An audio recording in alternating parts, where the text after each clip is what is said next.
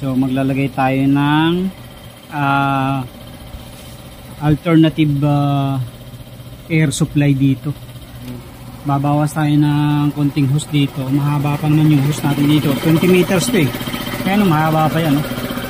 Mga kaliwit, na ikabit na natin yung ating bagong konektor ng ating hanginan para pag gagawa tayo dito. So dito na lang natin siya isasaksak. Hindi na tayo pupunta dun sa dulo na yun. So dati hindi ito makakarating dito. So ngayon kahit dito tayo, abot na siya.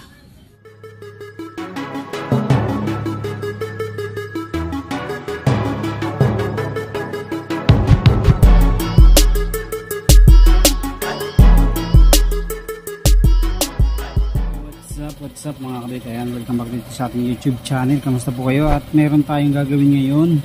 Since wala tayong masyadong gawa ngayon, so maglalagay tayo ng alternative air supply dito. Ayan. Since yung ating hose ay nandun sa dulo na yan, yun. Yan, sa dulo na yan. Mahaba kasi yung hose na yan, 20 meters yan eh. So yun kasi ang purpose ay makarating yung ating hangin doon sa likod pag nag-spray tayo. So mahaba yan. So ngayon pagka naggagawa ako dito, tapos nandito yung ating motor na ginagawa, pag kailangan natin ng hangin, ang layo, hinahata ko pa yung hose na yan. So ang gagawin natin ngayon, maglalagay tayo ng connection dito ng T. So bumili tayo kahapon. Tapos lalagyan natin ng bagong supply ng sakit. Ayan. Ayan. So para dito tayo magkukunik ng ating hose once na dito tayo gumagawa. Ayan. So nakabili ako sa King Home ng 63 pesos. Ayan, 63 pesos. Sa Shopee kasi nasa 50 plus din to eh. Yung 10mm. So ito 10mm to eh. 10mm nga ba o 12? 10 nga yata. So ito yung binili natin para connector siya ng ating hose dito sa gilid. So babawas tayo ng konting hose dito. Mahaba pa naman yung hose natin dito, 20 meters to eh, kaya no, mahaba pa yan, no? So puputol tayo ng kahit mga at least isang dipa. Tapos yun yung ikukunik natin dito at saka dun sa bagong tin natin. So kaka-change lang nung ating compressor, kaka-change lang yan.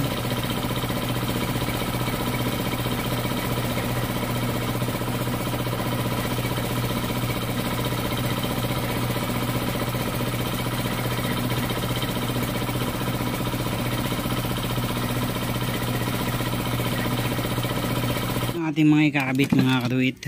Ayan. Tapos ito yung hose. May silang ilalagay natin hose. Ilalawit lang natin yan dito.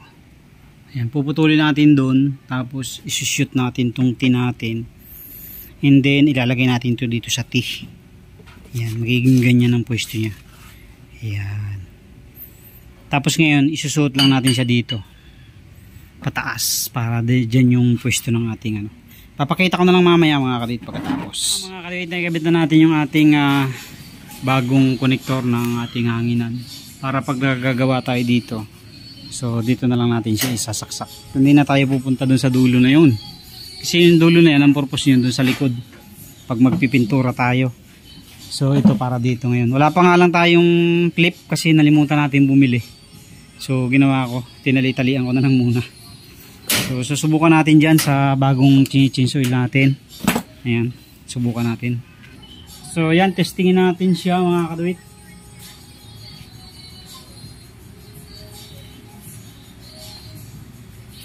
Ito kasi yung main purpose natin para maging malapit yung ating hanginan. Ito.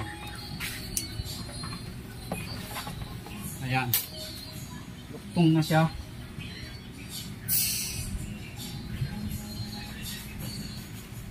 At least malapit siya, hindi katulad nung lalayo pa tayo dun sa likod.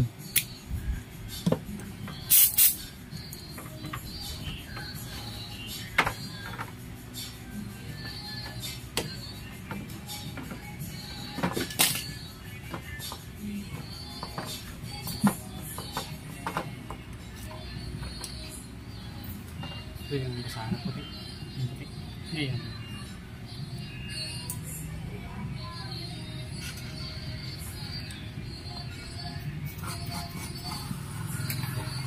Lapot na. Tigay mo eh. Ito yung narating ko sa ano yun, Batangas eh. Marami pa naman lang. May team na nga lang talaga. So yun na mga kaduit, na testing na natin at okay na okay naman. So medyo mahaba na ang maaabot ng ating ano ngayon. Oh. So dati hindi ito makakarating dito. So ngayon kahit dito tayo abot na siya. So yun lang mga kaduit, thank you very much. God bless po sa inyong lahat. At least nagkaroon na tayo ng bagong extension connector ng ating hangin. Thank you, thank you.